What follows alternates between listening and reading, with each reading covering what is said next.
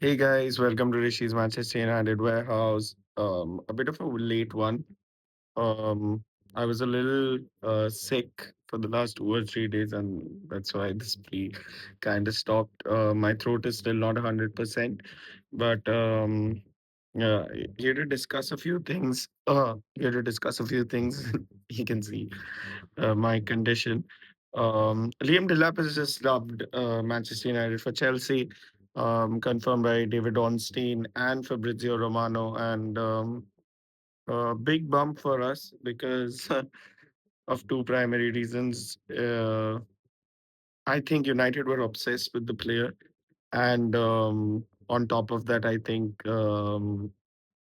Jason Wilcox, who has worked with City in the past, was obsessed with this player and was um, trying to bring him here.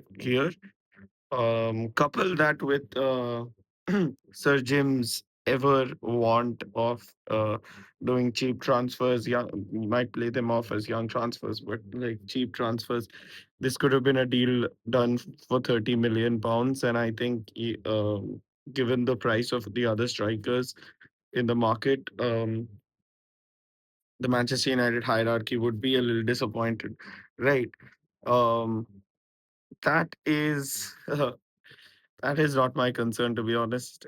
Yes, it bothers me. If we've been snubbed by Chelsea in the past with John Obi Mikel, with Hazard, with a lot of players in the past. Kenda, very recently, also going to Chelsea. We were apparently obsessed with him. We couldn't pull that through.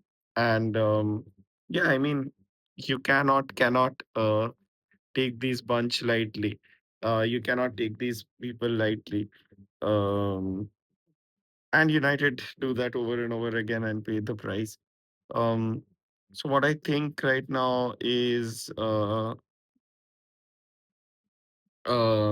since United is a club now running with its core fundamental principle as propaganda and false hopes, I think we will push for an article at least around the fact that we are pushing for Jokeres or Osimhen. But do I think it will be possible? No. I don't think Jokeres or Osimhen coming to Manchester United because let's face it, why did Delap snub us? I think if we were in the Champions League this season, we would have had a stronger case. And if a player from Ipswich Town snubs the glory of Manchester United for Chelsea, primarily for Champions League football and primarily for its future, because we have been a graveyard for players in the past. I think how do we bring in players in their prime? Gyökeres would want the next big step. He would want to go to a Barca or a Real Madrid or even a Arsenal or even a Liverpool for that matter, where he can really excel. And all these clubs essentially need a striker. I'm not Barca and Real Madrid, but uh, British clubs essentially need strikers.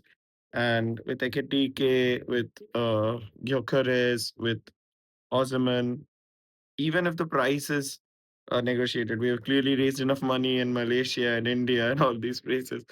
Why would anybody want to come to Manchester United? And yeah, we might get a 35-year-old striker um,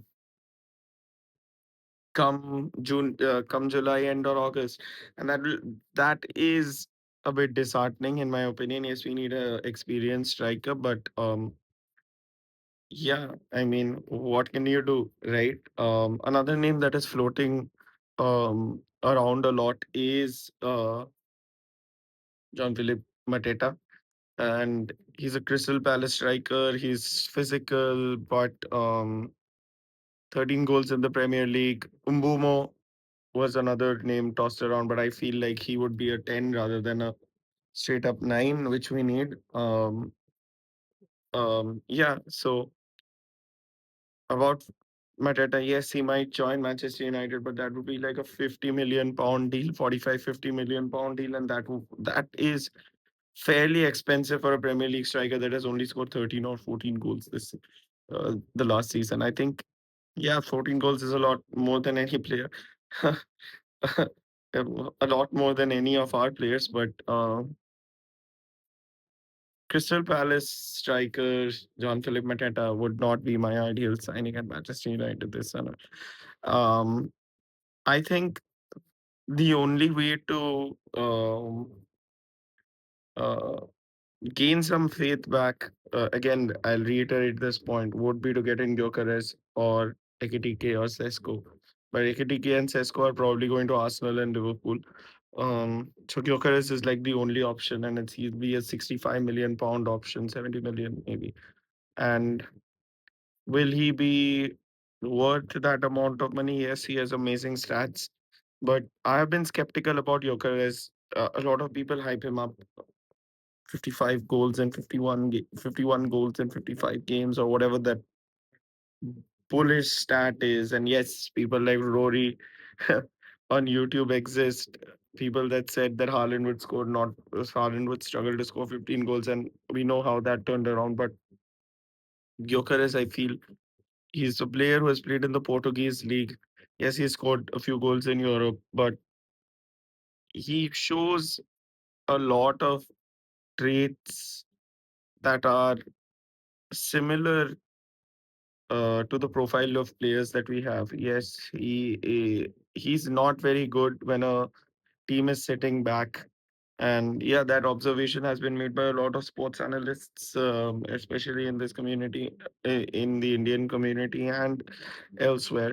And I kind of agree with that. There's a lot of freedom when you're in Portugal and when you're in one of the better teams in a league. Um, and I think if Gyökeres signs for United, it won't be that bad a thing because on a philosophical level, given that we finished 15th the last year, a lot of teams would be brave coming to Old Trafford. They would be um, braver than they were in the past. They would have the belief that they might um, get a result in get a result at Old Trafford, and that might lead them to like play a different style of football rather than just sit back and slog it out for a point, or maybe beat us on the counter attack and nip three. So will Gyökeres be the best signing? I think for me, Osman, if Rashford is leaving and we can free up 100% of his wages, which I don't think will be possible, Rashford might go on loan. I think 350 and Sancho leaving another 250 grand. I think will will us paying 300 grand a week for Osman be the worst thing in the world? A lot of people would bring in perspective. A lot of people would bring in philosophies. The fact that we are changing the philosophy of overpaying our players. Uh, I don't know, player like Osman, a caliber player who can run with the ball. He's fast, he's ferocious in the box. He has the like striker IQ that we need. Also, the Premier League would suit Osman. He's more closer to Isak than anybody else, I think. Given his lanky physique, given his speed, given his precision, I think Osman can really be a great signing for us, a marquee number 9 for us. He'll be expensive, but the wages will be massive. So we'll have to balance that out. But Gyökeres is Ruben Amorim's ex-player. But my biggest point is, what if Ruben Amorim loses the first four out of his 5 games? What if we lose 7 out of 10 games? Not the um biggest impossible in my opinion. I think Ruben Amorim has a lot of targets on his back next season. If he cannot get the players, if he cannot let go of his players, um and yeah, I mean, if he cannot let go of his players, I don't think the results would improve that much. Um, and 7 out of 10 losses, 7 losses in the first 10 games is quite the future I see. Um, what will we do with Gyökeres then? Is my point. Cunha can play at 9, uh, but he did not have the best time at Atletico Madrid doing that. Did that very well in Germany. But yeah, those are my insights. Those are my views around what's currently happening. I think Osman is the player we should go for. Um, and he's ready to go to Al Hilal. Does Champions League football matter to him that much? I don't know. It's all up to us right now, right? So yeah, that's it. I'll continue making videos. I see the fact that we have grown from 39 to 44 subscribers. That's 5 subscribers, not a lot, but yeah, I'll wish for you to like, share, and subscribe to the channel if you like the sort of if you like the sort of content I'm making. We'll be honest, we'll be frank, we'll be not hyping anybody. We'll be real in this community, and yeah, ciao, bye bye.